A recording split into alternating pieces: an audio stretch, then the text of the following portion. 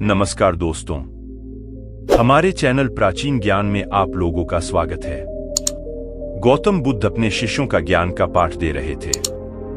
गौतम बुद्ध कहते हैं, गम और दर्द जो भी है बस तेरे अंदर है। खुद के बनाए पिंजरे से निकल कर देख, तू भी एक सिकंदर है। मुश्किलों से भाग जाना आसान होता है, हर पहलू जिंदगी का इम्तिहान होता है। डरने वालों को कुछ नहीं मिलता है जिंदगी में, और लड़ने वाले की कदमों में जहां होता है। आसमान में मत ढूंढ अपने सपनों को, सपनों के लिए तो जमीन पर उतरना जरूरी है। सब कुछ मिल जाए तो जीने का क्या मजा है। जीने के लिए कुछ कमी भी तो जरूरी है।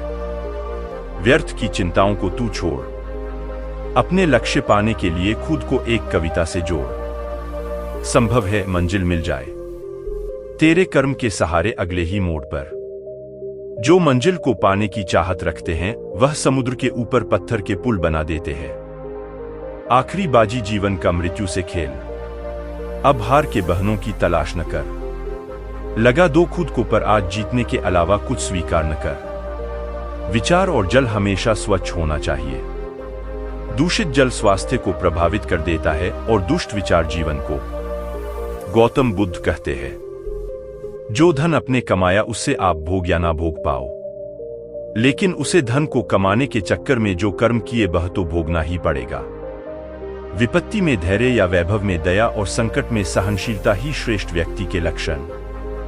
गौतम बुद्ध कहते हैं, रिश्ता चाहे इस धरती पर कोई भी हो, सबका सिर्फ एक ही पासवर्ड है, भरोसा। गौतम बुद्ध कहते हैं, अपने हालातों की वजह से अपने सपनों को नहीं बदलना चाहिए, बल्कि अपने सपनों के हिसाब से अपने हालातों को बदलना चाहिए। गौतम बुद्ध अपने शिष्यों को एक कहानी सुनाते हैं। भारत के पश्चिमी हिस्से में पहाड़ों और नदियों से घिरे एक छोटे से गांव में एक लड़की रहती थी जिसका नाम सपना था। सपना का परिवार साधारण था, लेकिन उनमें प्यार और आपसी सम्मान था। उसके पिता रमेश गांव के सरपंच थे और उसकी मां गीता एक कुशल कारीगर थीं जो बांस की टोकरी बनाती थीं। सपना का एक छोटा भाई था, राहुल, जो उसके बहुत करीब था। सपना बचपन से ही गांव के बाहर की दुनिया को जानने के लिए उत्सुक थी। वह अक्सर अपनी मां से कहती, मां, मैं एक दिन शहर जाऊंगी और वहां कुछ बड़ा करूंगी। उसकी मां हमेशा उसे प्रोत्साहित करती, लेकिन गांव के अन्य लोग इस विचार से सहमत नहीं थे। वे मानते थे कि लड़कियों को गांव में रहना चाहिए और पारंपरिक जिम्मेदारियों का पालन करना चाहिए। सपना गांव के स्कूल में पढ़ती थी, जहां लड़कियों के लिए शिक्षा की सुविधाएं सीमित थीं। उसने अपनी पढ़ाई में कड़ी मेहनत की और अपने शिक्षकों से सीखने की कोशिश की। हालांकि उसके कई सहपाठी उसे चिढ़ाते थे और कहते थे कि लड़कियों के लिए शिक्षा का कोई फायदा नहीं है। सपना ने इन टिप्पणियों को अनसुना किया और अपनी पढ़ाई जारी रखी। गांव में सपना की एक करीबी दोस्त थी जिसका नाम काजल था। काजल भी एक सपने देखने वाली थी और दोनों मिलकर अपने भविष्य के बारे में चर्चा करते थे। वे अक्सर एक पेड़ के नीचे बैठकर अपने सपनों की बातें करते थे और गांव से बाहर जाकर कुछ नया करने का सपना देखते थे।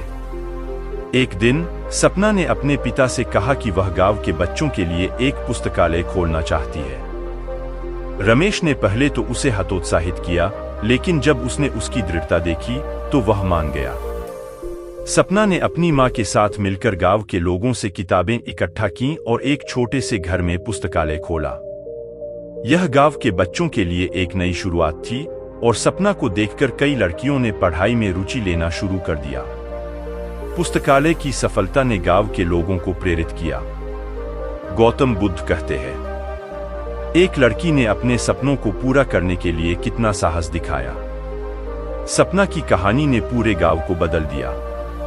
अब गांव के लोग अपने बच्चों को पढ़ाई के लिए प्रोत्साहित करने लगे और लड़कियों के प्रति अपने दृष्टिकोण में बदलाव लाए।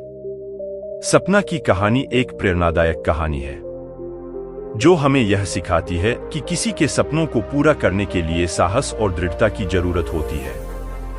चाहे चुनौतियां कितनी भी हों, अगर हम दृढ़ता से काम करें और अपने लक्ष्यों की ओर बढ़े, तो हम अपने और दूसरों के जीवन में बदलाव ला सकते हैं। सपना ने दिखाया कि एक लड़की भी अपने सपनों को पूरा कर सकती है। इतना कहकर गौतम बुद्ध इस उपदेश को यहाँ समाप्त करते हैं। इस वीडियो को बोलते समय कोई त्रुटि हो तो मैं क्षमा चाहता हूँ। उम्मीद है आप सभी को यह वीडियो अच्छा लगा होगा। यदि आप लोग बुद्ध को सच्चे दिल से मानते हैं तो चैनल को सब्सक्राइब और वीडियो को लाइक करके कमेंट में ओम बुद्धाय नमः लिख दीजिए। मिलते हैं एक और नए वीडियो में। जब तक अपना ख्याल रखें और दूसरों का भी ख्याल रखें।